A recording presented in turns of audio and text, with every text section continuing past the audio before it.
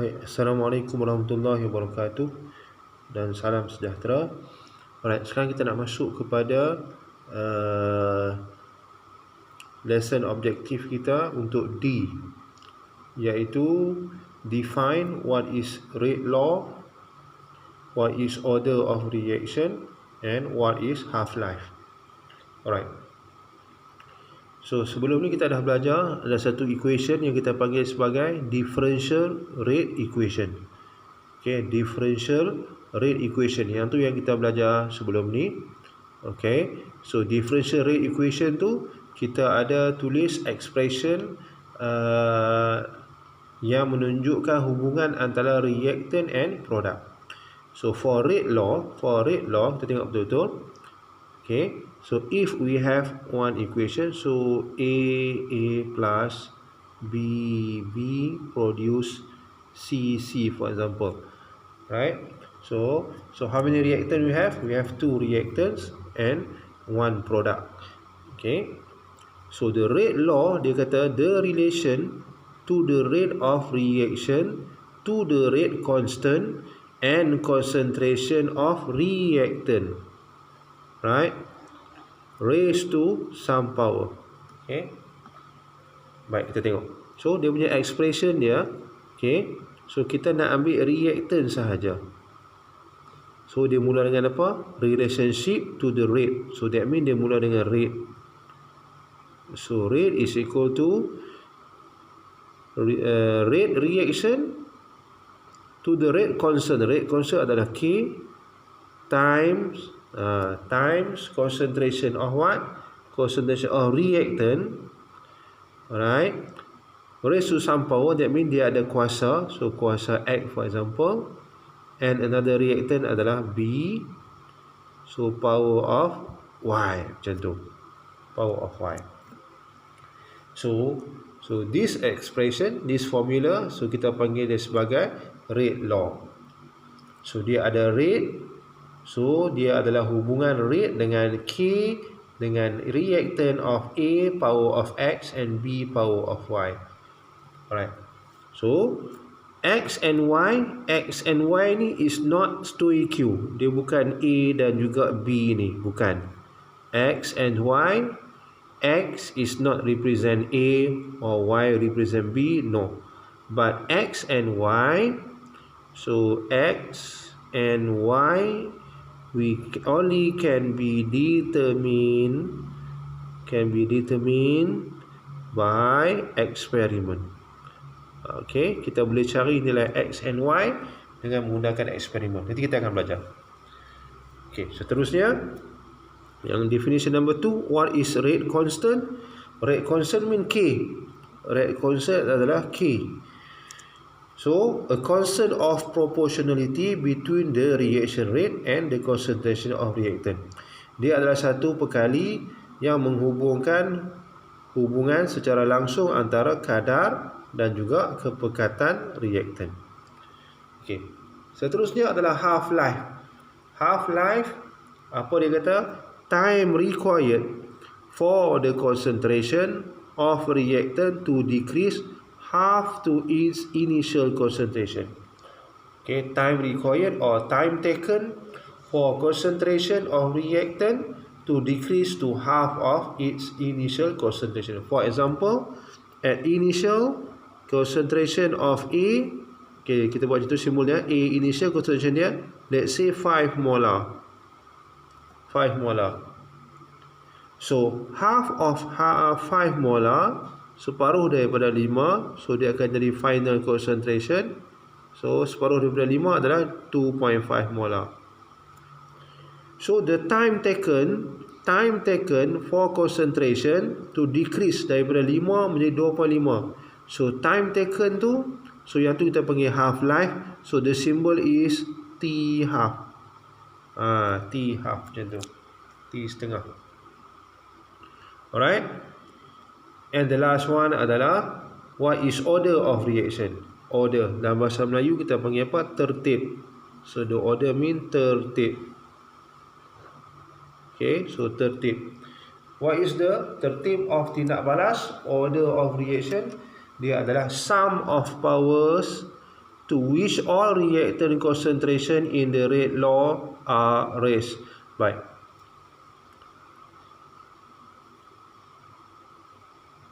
Kalau kita tengok di sini, contohnya kita ambil equation ni. Atau kita buat persamaan lain lah. Kita buat persamaan lain. For example, let's say we have AA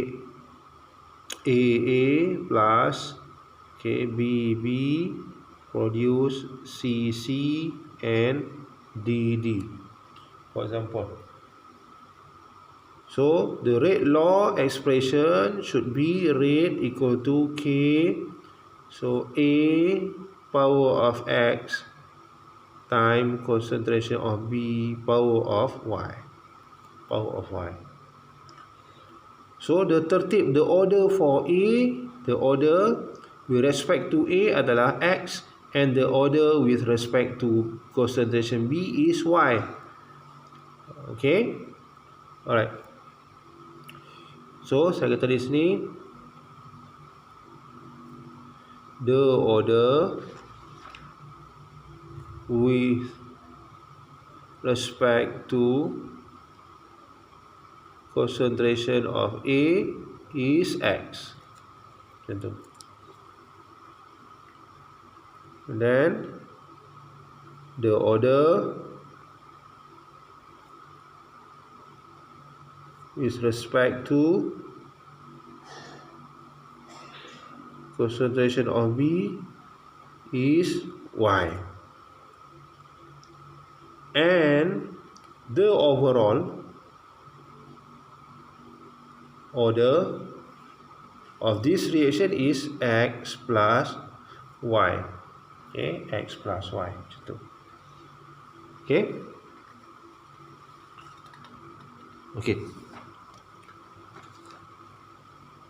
Okay, kita tengok seterusnya.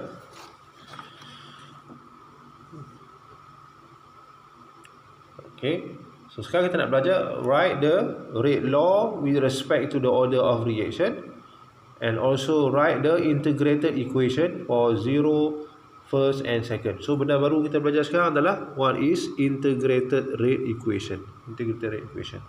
Okay, kita tengok secara umum dahulu. Okay, secara umum tengok di sini. Apa itu rate law? Okay, so rate law sebenarnya dia ada zero order, first order and second order. Okay, kita ambil secara umum ya, secara umum. Okay, let's say we have A produce a product. So this is general equation. Okay, why kita buat macam tu? Because rate law, the expression involve only reactant. So that's why we need to know only what is reactant. The product, kita tak tahu produk dia apa, tak ada masalah.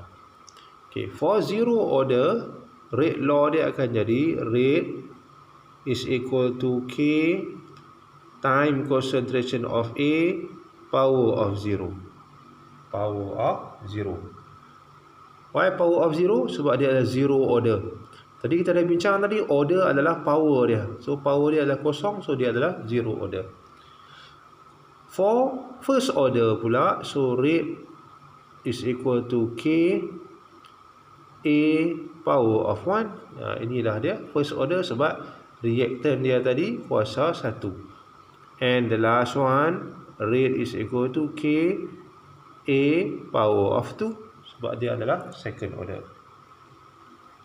Okay, how about graph dia pula? Okay, graph, kita tengok graph concentration, graph rate, graph of rate against time, again concentration, again concentration. Alright, kita tengok di sini.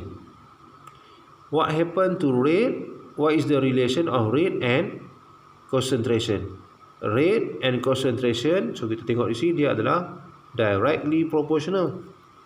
Hubungannya adalah secara langsung. Rate tinggi, A pun tinggi. But A is power of 0. A kuasa kosong. So berapa kuasa kosong pun nilai dia akan jadi 1. So that mean, so kita akan dapat constant. Kita akan dapat satu constant graph dia. Rate, okay, akan jadi constant. Why? Because of power dia adalah sama dengan kosong, so dia akan dapat nilai yang constant macam tu. Okay, baik. What happened to graph? The same graph, I mean rate, again rate versus concentration. Rate versus concentration. Okay, rate versus concentration. So macam mana kita nak tengok yang ni pula? Okay, so kalau kita tengok rate versus concentration ini, so dia concentration dia adalah power of 1. Okay, kuasa 1. So bila dia kuasa 1, that mean dia akan apa? Dia akan naik secara proportional, positif. Okay, naik secara positif macam tu. Okay, rate tinggi, concentration pun tinggi juga. Rate lagi tinggi, concentration pun naik juga. Okay, why? Sebab dia directly proportional dan dia adalah kuasa 1. Okay, alright. So that next is, okay, apa berlaku pada graf bagi second order? Okay, again concentration. Okay, yang pertama sekali kita dapat lihat dia juga adalah proportional, directly proportional, berkadar langsung, but the concentration of A is squared. So kita akan dapati, so nanti dia punya rate dia tu akan naik lebih cepat macam tu. Masih lagi positif, tapi dia akan naik dengan lebih cepat di sini. Because of why? Because of dia adalah squared. Dia adalah squared. Okay, alright. Now kita nak derive unit for K pula. Unit for K. Okay, so kita kena tahu dulu. Okay, kita tengok yang mula-mula kita belajar sebelum ni. Yang mula-mula kita belajar sebelum ni adalah rate dulu lah. Kita belajar dulu. Sebelum ni dia adalah rate dulu. Okay, rate sama dengan the change of concentration over time. Okay, so rate kita akan dapat molar per time. Okay, molar per time. Tak kisahlah second atau sebagainya. Alright. Okay, baik. So sekarang kita tengok macam mana kita nak derive unit for K. So kita ambil dahulu, so rate sama dengan K A power of 0. So rate kita kata tadi molar per time equal to K, equal to K. So A power of 0, that means sama dengan K lah. So thus kita dapati, so the unit for K adalah molar per time. Molar per time. Okay, molar per time. Time tu apa? Time tu ikut soalan lah. Kalau dia pergi dalam second, jadi molar per second. Kalau dia pergi minit per minit. Baik, boleh faham ya? Molar per time ni adalah rate. Rate sentiasa perubahan masa, perubahan kepekatan bahagi dengan masa. So molar per time equal to K. So A power of 0 sama dengan 1. So K sahajalah. So automatically kita dah dapat K is equal to molar per time. Okay, now the first order pula. Okay, first order. For first order, so kita akan dapati rate is equal to K A power of 1, concentration A power of 1. Again, rate adalah molar per time equal to K. So A power of 1, that mean molar. Okay, concentration molar, power of 1 molar lah. So K is equal to K sama dengan apa? Molar per time. Molar per time over molar. So molar and molar can be cancelled out. So the unit remain is per time. Per time. That is the unit for K for first order. Right. The last one is what is the unit for K for second order reaction. So rate is equal to K A power of 2. So rate is molar per time equal to K M squared because A power of 2.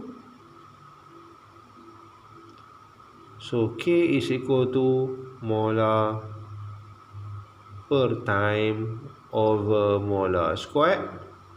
So molar and molar can be cancelled out. So the unit remain is per molar per time. Per molar per time. Okay, so sampai itu dulu. So itu kita panggil sebagai apa? Rate law. Okay, rate law.